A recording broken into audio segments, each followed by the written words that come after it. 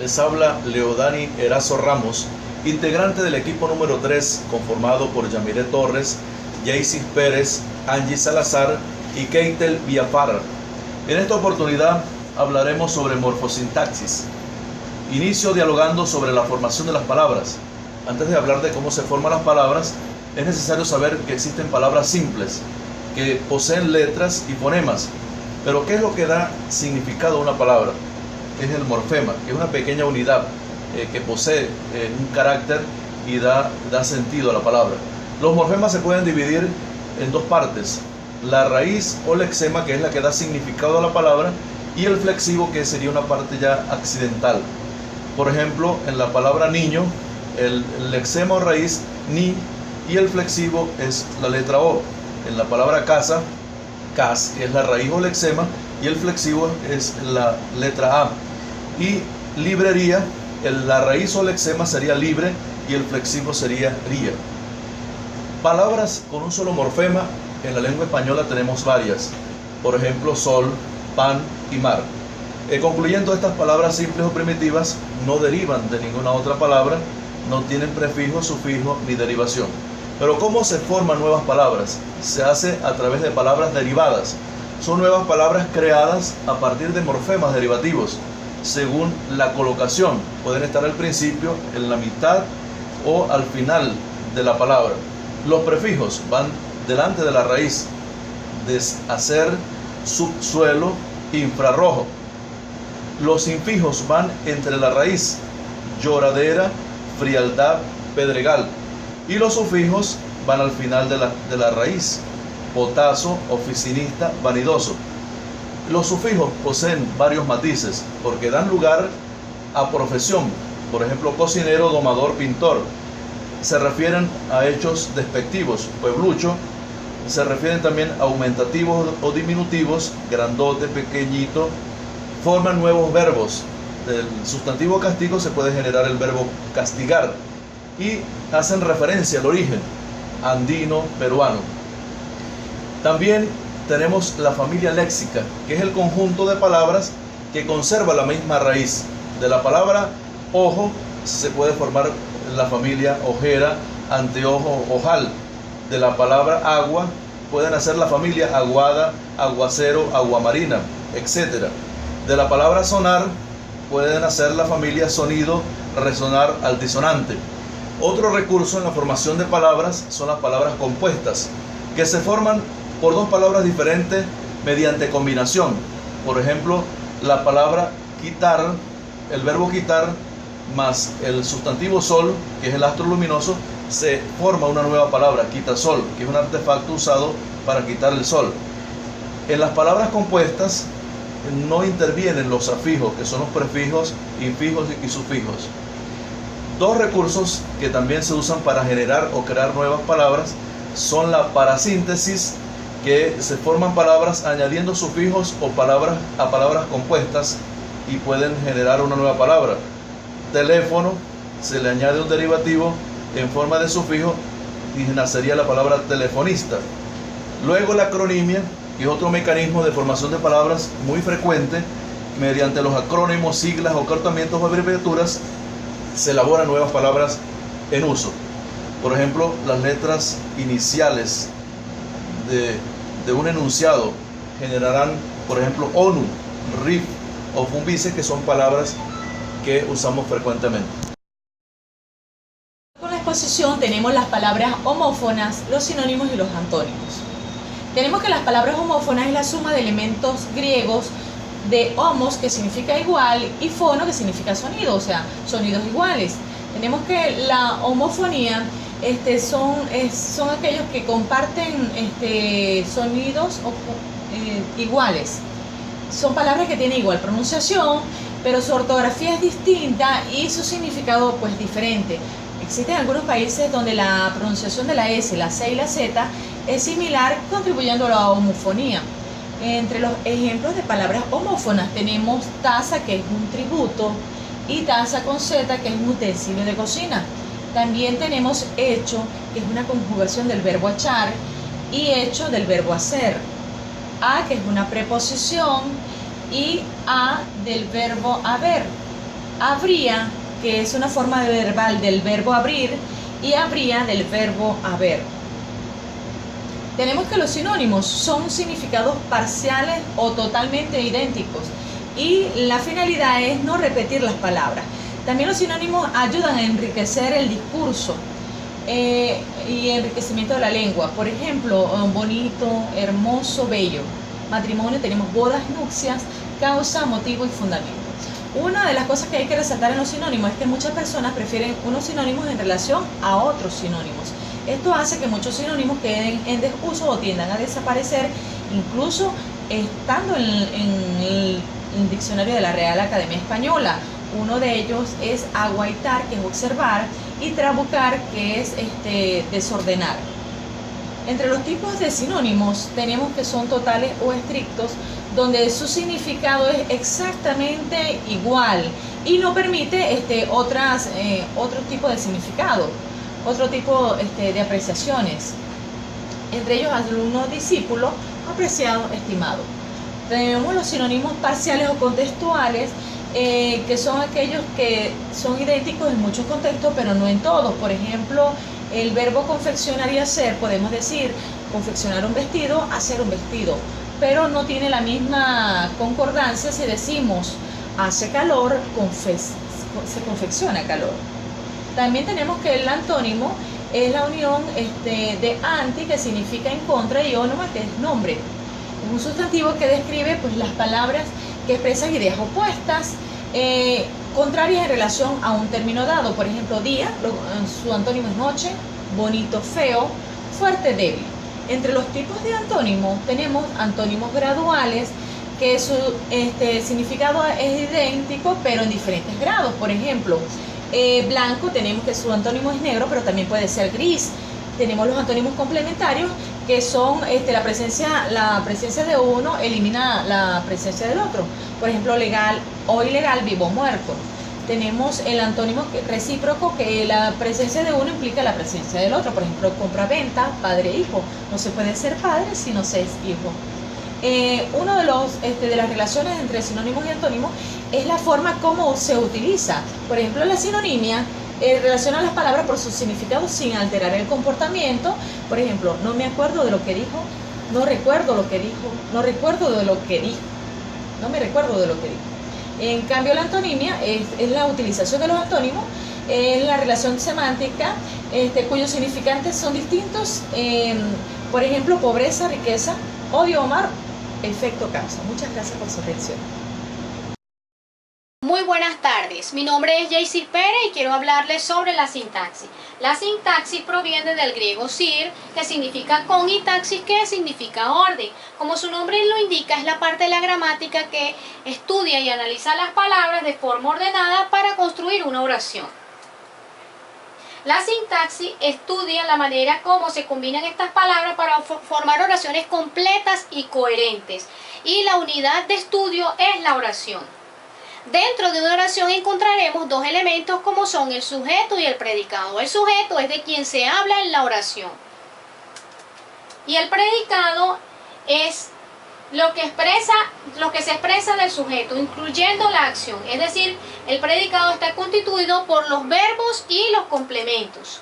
Dentro de una oración vamos a analizar lo que se llama o se conoce como sintagma, que es una unidad de función, es decir, es una palabra o grupo de palabras que se estudian juntas.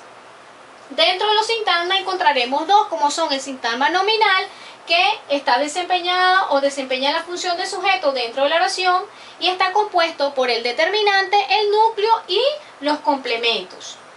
Y el sintagma verbal, que está desempeñada o desempeña la función de predicado dentro de la oración y lo componen el núcleo y el complemento. Cabe destacar que dentro de una oración, cuando encontramos el sintagma nominal y el sintagma verbal, en su núcleo debe haber el mismo número y el mismo orden.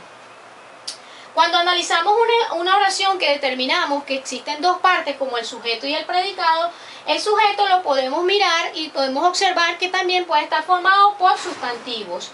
Y el predicado puede ser verbal y nominal. El predicado, decimos que es predicado verbal cuando su verbo es ser, estar o parecer. Y es predicado nominal cuando es el resto de los verbos. A continuación daremos unos pequeños ejemplos para explicar esta teoría. Algunos niños juegan en el parque. La oración completa es simple. ¿Por qué? Porque notamos que solo tiene un verbo y solo tiene un sujeto. En este caso, niños. Si lo dividimos, podemos analizar que encontraremos un sintagma nominal que está conformado por algunos niños, y la otra parte de la oración sería el sintagma verbal predicado, que sería juegan en el parque.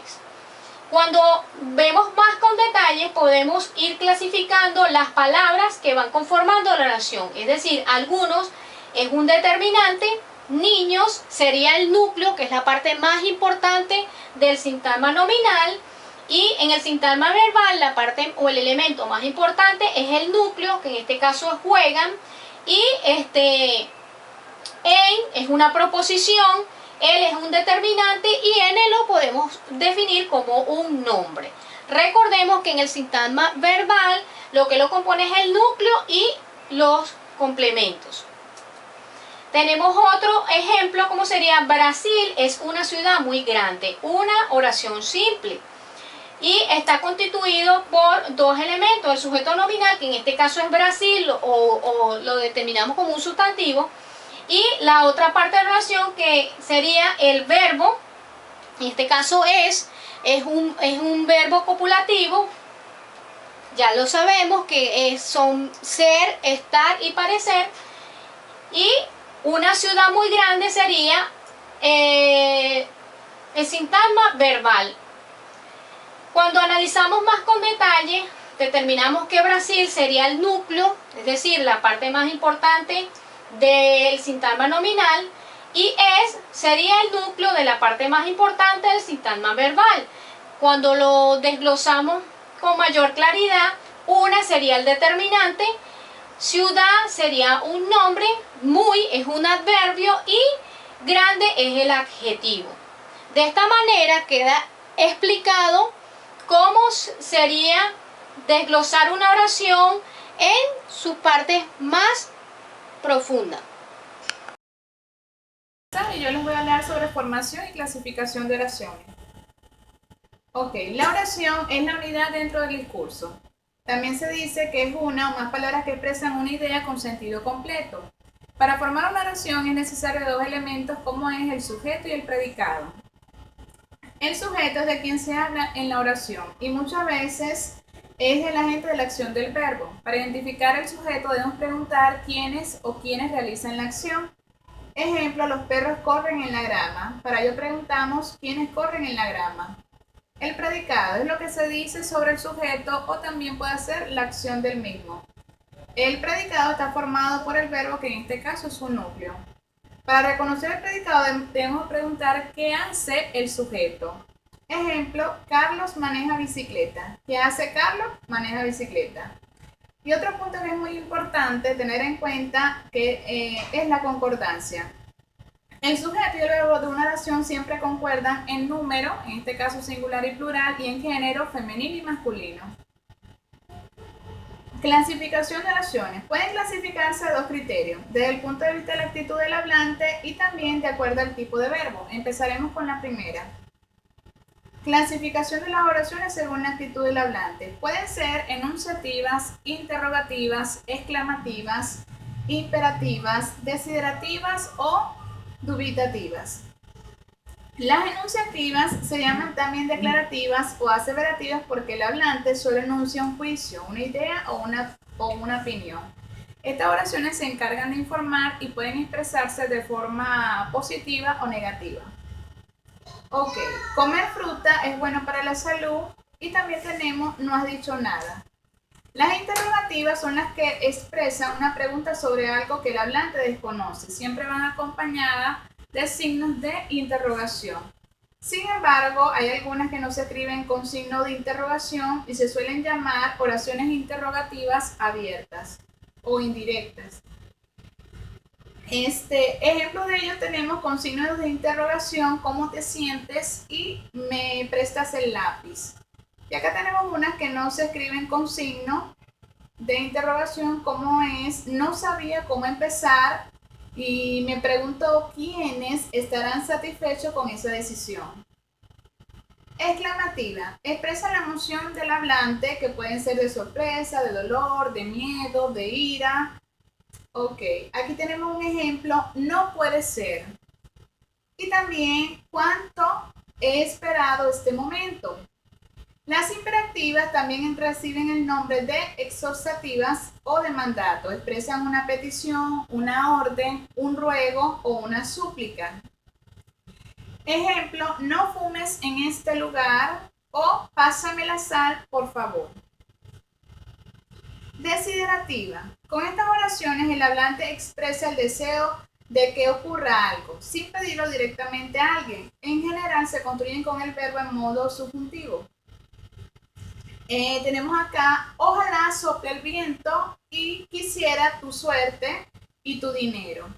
Dubitativas expresan la duda que tiene el hablante de que ocurra algo. Con estas oraciones no se afirma ningún hecho, sino solamente se marca una vacilación. ¿Acaso llueva mañana? O quizá Laura comience a recuperarse. Ahora continuamos con la clasificación de las oraciones según el tipo de verbo. Para ello es importante conocer los tipos de verbo. Tenemos las oraciones copulativas, que son las que se construyen con los verbos copulativos. Ejemplo: la fiesta fue divertida, los animales del zoológico están asustados. Oraciones transitivas también se construyen con un verbo transitivo. Tenemos: Rosina bebe agua de frutas, Ismael mató un insecto. Oraciones intransitivas se construyen con un verbo intransitivo. Tenemos: María estornudó 3 veces y Tatiana nada muy bien. Oraciones reflexivas son oraciones que tienen un verbo reflexivo. Él se admira a sí mismo y ayer te bañaste en el río. Oraciones recíprocas se construyen también con un verbo recíproco. Y tenemos: Felipe y Vicente se gritaron injurias. Oraciones pasivas son las oraciones que tienen un verbo en voz pasiva y también ya sea en forma perifrástica o refleja.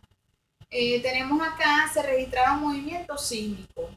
Y por último, oraciones impersonales, que son aquellas que también se construyen con un verbo impersonal.